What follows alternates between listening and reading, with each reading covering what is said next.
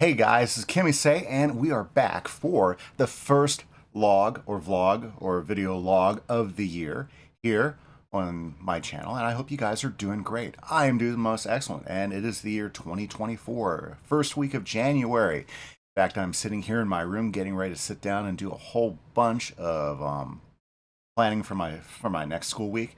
I gotta get lessons done. I gotta put stuff together. I gotta get everything ready to go so that we have a successful first week back. And I'm excited. I'm a little tired. I'll be honest with you, a little tired, but I'm excited about what this year is going to bring with us. Yeah. So here, let's just go ahead and start off with the first update on the channel and where we're at and where things are going.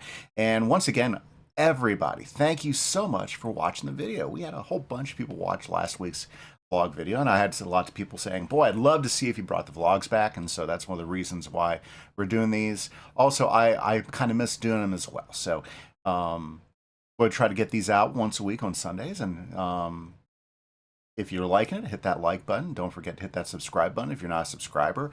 And I hope you guys enjoy. So what do I want to start off with? Well, State of the Channel. State of the Channel is really strong. You guys have got us to our highest subscriber counts, our highest amount of views. And I just want to say thanks to everybody because, you know, this is a hobby of mine. This is something that I just enjoy doing. I have fun sharing.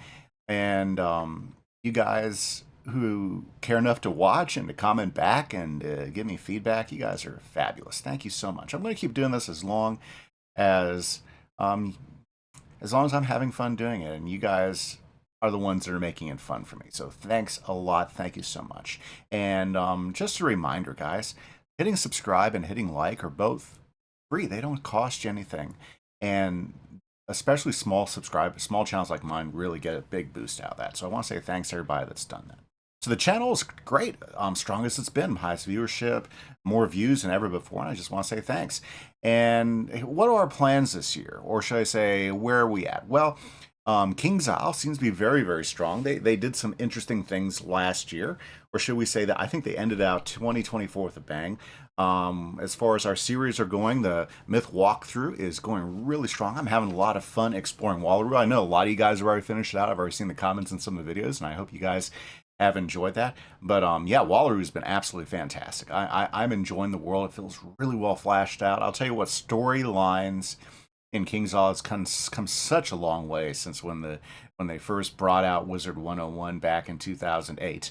And I remember because I played and I still had a lot of fun with them then, but boy, they are so much more complex. The improvements they've been making in the earlier storylines the last couple years, like revamping Firecat Alley and Colossus Boulevard and Triton Avenue, those have all been really positive and really strong. So I'm super stoked with that, and the Myth walkthrough's been great. So don't forget, guys, to check that out. Fire and Storm is now in Azteca. Yeah, whoo, my goodness. We are at 180 videos, I believe, right now. And we are at Azteca, and we're going to keep pushing through. Azteca is like my favorite second Arc world, so I hope to see you guys popping in and getting your comments back. There's some new people that have just started checking out the Dual School walkthrough. And just as a reminder, guys, it's all about trying to make the most balanced Dual School wizard I possibly can, using the gear that's available, the crafted gear. I don't do a lot of crowns gear, and it just doesn't make sense. I don't like using crowns anyways for walkthroughs because not everybody has a lot of money for crowns. But I do run the membership and everything, so all the rules are there. So check it out. But yeah, we're in Azteca this time, and it's going to be a few episodes before I get to the crafters where I can buy the recipes and be able to craft the new gear for Azteca. Not to mention I got to move up about, I think, another 4 to 6 levels to be able to even use it. So it's going to be a little bit, but we've just got Azteca Star. We're having some fun. Now, just as a reminder, Azteca is the longest single world in Wizard 101 with main quest line. So it's going to take a little bit to get through it and everything. Pirate 101's been great. And super exciting things. I think the idea that they might be extending the main quest lines on Pirate 101, hopefully this year. That was one of the things that King's Isle put out last year. I'm kind of excited about, so I'm looking forward to seeing how that goes. The Witch Doctor walkthrough is fantastic. We are level 50 something, so we're kind of like on the downward arc now, getting ready Finish up with Mushu, get to Azteca over the next several episodes. Azteca. Mushu, get to Marleybone over the next several episodes, and then we're only a few worlds away. And of course, everything's higher. The fights take longer. You know, the pirates are upper levels, so it's a lot different. Live streams have been a great bring back success last fall. So I regularly do those on Mondays and Wednesdays. Some Wizard 101 Mondays, on Wednesdays, some Pirate 101. I'm thinking about bringing an additional Wizard 101 stream towards the end of the week. It just depends on whether I have the energy to do them on Fridays or not. So let me know in the comments if that's something you'd want to see. I'd love to hear about that. But there's good possibilities on that. And I have different wizards and different pirates I play on those nights.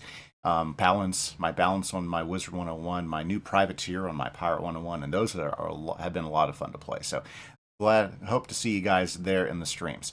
Minecraft, hey, you know, so got a few weeks off, got a little bit of energized, did a ton of grinding on Minecraft the last couple weeks.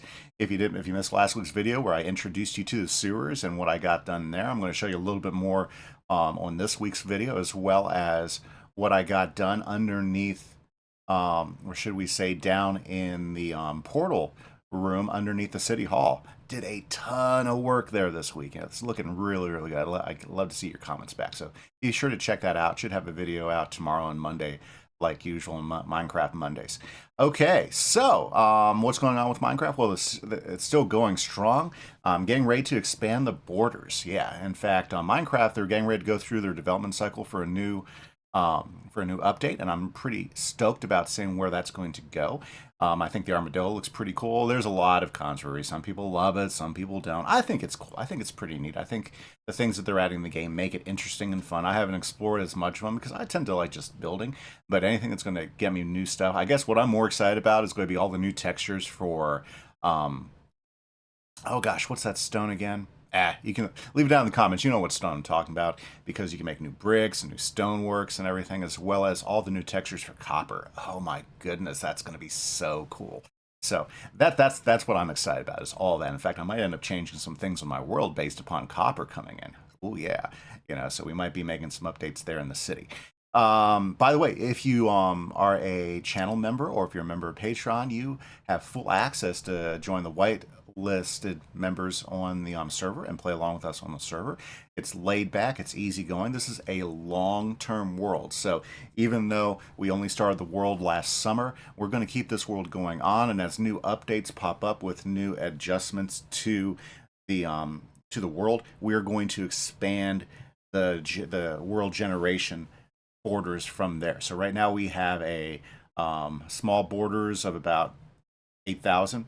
Yep. So 4,000 from center in all four directions, and we'll be adding to that as new updates come out. So there's plenty of room as the world expands for you to come be part of it, part of a community that's I think it's a lot of fun. We have some great builders and stuff, and it's low.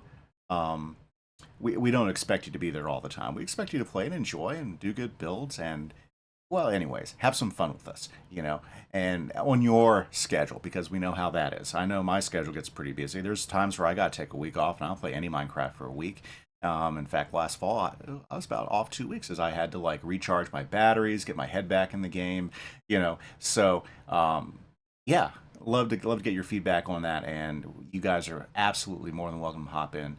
You know, and again, you know, those membership fees, all they go towards is upkeep of the server to make sure that it's running well, that it's on a good server platform, so that everybody has good access.